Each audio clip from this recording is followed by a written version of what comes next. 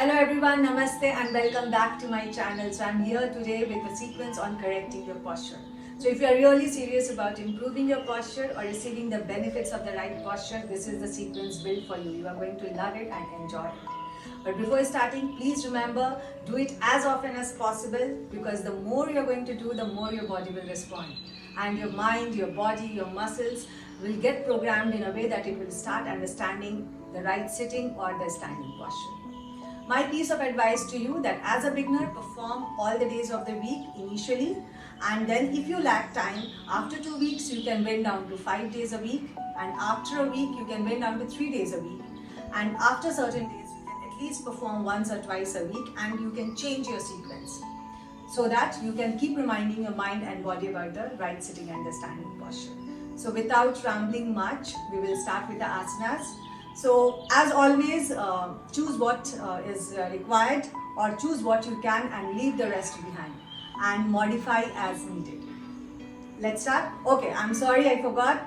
Before we move further, whoever has missed to watch my previous series on the impact of wrong postures, there is a link below in the description box. Please go click it, watch it and like it. So before we start with the asanas, we have to understand what we are intending to do here. So when we are sitting in one position for a longer period of time, we tend to slouch, giving our back a hunched position. So whatever asanas we are going to do will be reversing your posture. Meaning, few of the asanas will be focusing on the flexibility of your spine, on the stretch of your spine, and few will be focusing on reversing your spine, which will help you to strengthen also your lower back. So our main aim is to give flexibility to our spine so that whatever stiffness we are deriving from sitting in a position for a longer period of time will be slowly eradicated. So to start with the first asana, first we will get into some basic movements which can be done by any age person, like rotation of your neck. You can do this 8 times clockwise and 8 times anti-clockwise. This will help the mobility of your neck, releasing the stiffness from your neck region.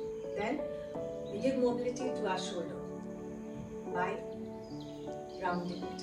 Again, this will go clockwise 8 times and anti-clockwise 8 times. These are the major joints of the body. We will go to the hip region because we are sitting in one position, giving pressure to our lower back. So we will give some mobility to this region. This again clockwise 8 and anti-clockwise 8.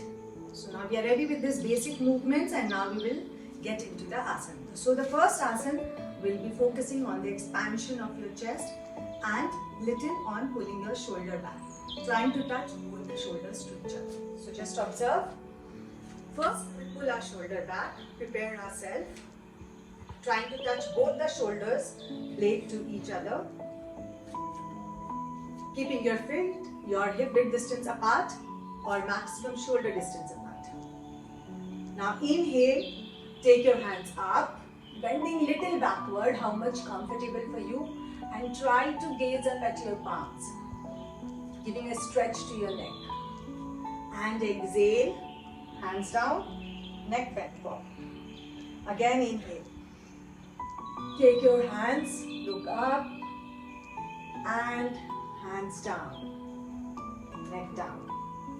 Again, breathe in, gaze up. You will keep pressure in the lower back and breathe out, neck down. This will be your first asana to release stiffness from the upper back. Okay, so after that, the second asana which we can perform is stretch out your legs. Take care how much comfortable for you. You should not be tripping. Now turn your right leg towards your right.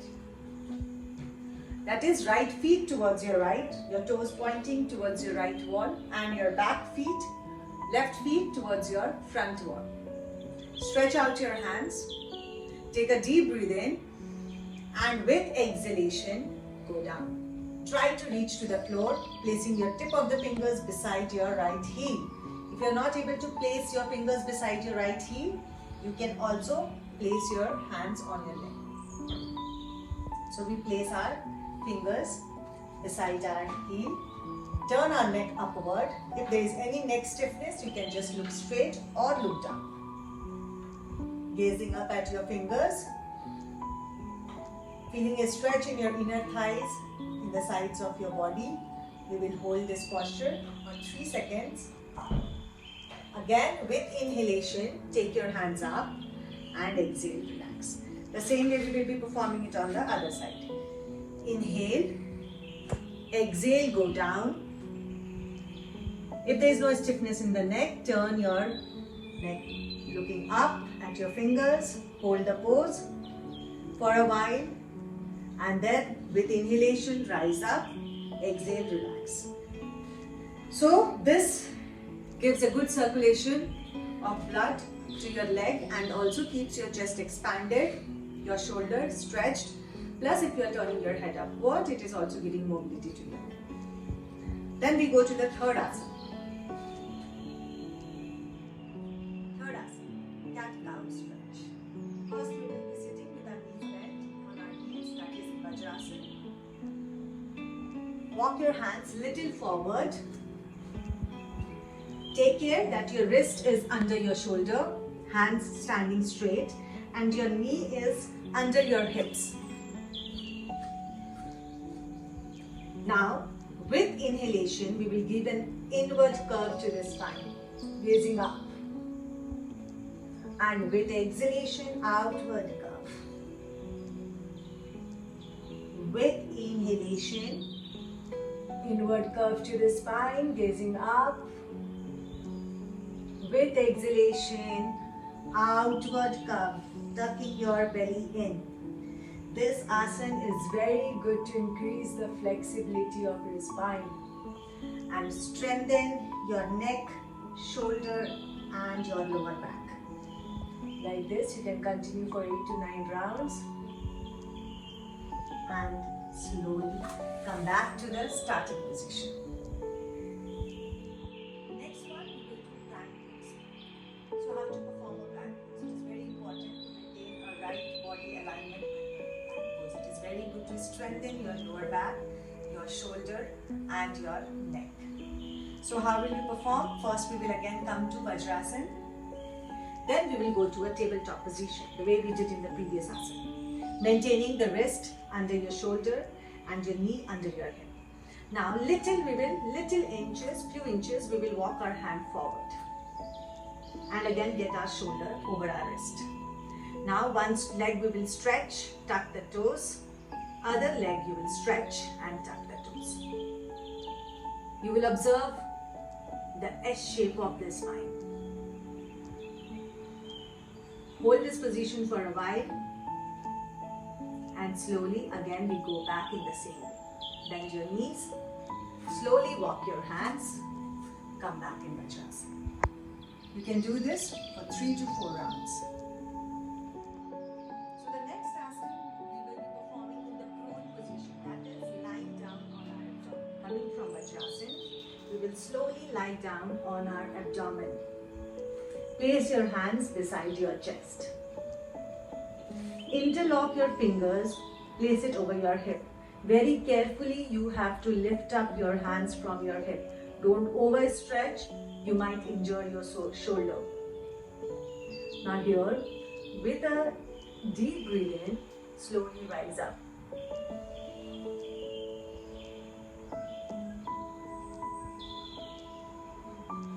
With exhalation, slowly come down.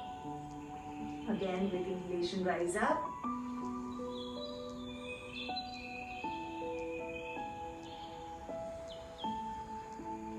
With exhalation, come down. This asana is very good for your lower back, for your digestive system, for your upper shoulder region and for your neck. Last one for today will be one more backward bend, wherein you will come again on your abdomen, place your hands beside your chest. Check your fingers should be in line with your shoulder. Both the feet together. If you are not comfortable, you can keep your feet apart. We'll first start with this. With inhalation, Slowly rise up, look up. With exhalation, go down. This gives you a very good respiration. This gives you a very good stretch to your digestive system and also strengthens your shoulder and lower back. Again, breathe in.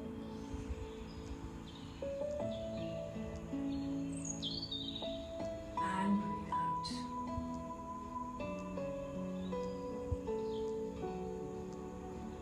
After all this, we will just end our sequence with a stretch in our spine so that we feel relaxed in the whole lower back and in the whole spine. Perform a normal breathing. Place your hips on your heels, abdomen placed on the thighs, and just relax for, you can go to 2 to 3 minutes of relaxation if the time allows, or else at least hold for 10 seconds and slowly rest your elbows down on the floor. If your head is not reaching the floor, you can use some cushion under your head, like 2-3 small pillows. You can place it under your head and then you can place your head on that.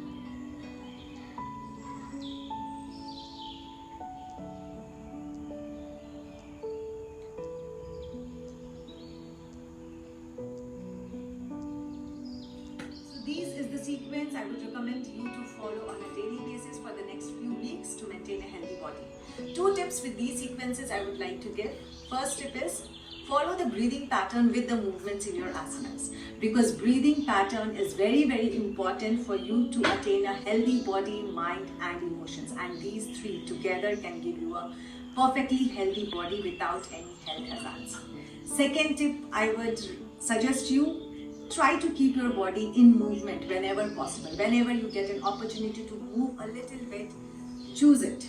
Pick it up immediately. Like sometimes you can just sit up on your chair, sit down again. Sit up on your chair, sit down again. Get out of your chair. Move around in your room. Sometimes walk to the right, walk to the left, walk front, walk back. If something falls down, prefer picking it up yourself rather calling out for somebody else's help. These small things can improve your body postures, your alignment and your circulation of blood and oxygen in the body, and can give you a very healthy body without investing much time. So this was from me, and please don't forget to like, subscribe and share. In my next video, I'll be coming up with the asanas which you can perform sitting on the chair in front of your system. Thank you so much.